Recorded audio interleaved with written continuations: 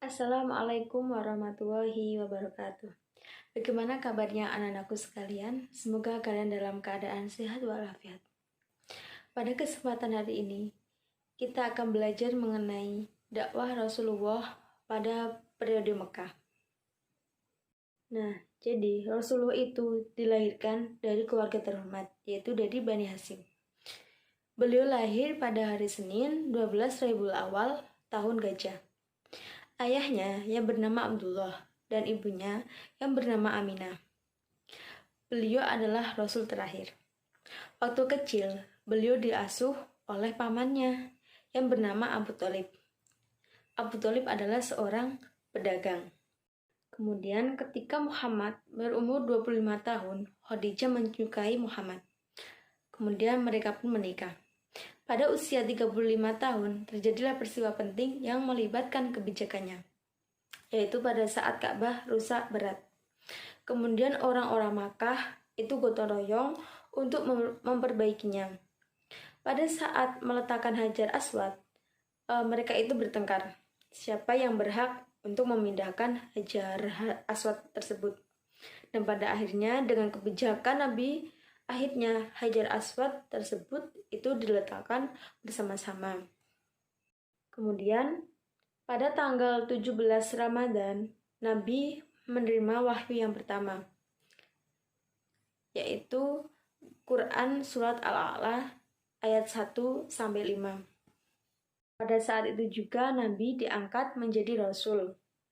Kemudian pada umur 40 tahun, turunlah wahyu yang kedua, yaitu Quran Surat Al-Mudaththir ayat 1-7. Kemudian Rasul menyiarkan Islam secara sembunyi-sembunyi. Pada saat mendapatkan wahyu yang kedua, beliau barulah memulai dakwahnya secara bersembunyi-sembunyi.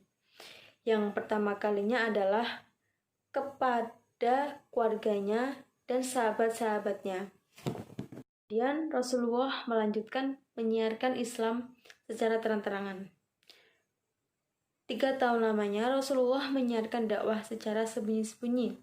Kemudian turunlah surat Al-Hijr ayat 94 untuk berdakwah secara terang-terangan. Banyak hal yang dilakukan pemimpin Quraisy untuk mencegah Nabi berdakwah.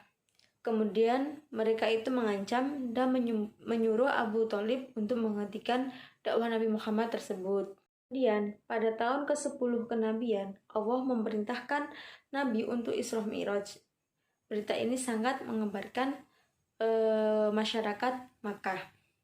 Kemudian dengan adanya Nabi Isra Mi'raj ini, bagi orang kafir hal itu dijadikan sebagai propaganda untuk mendustakan Nabi Muhammad itu sendiri.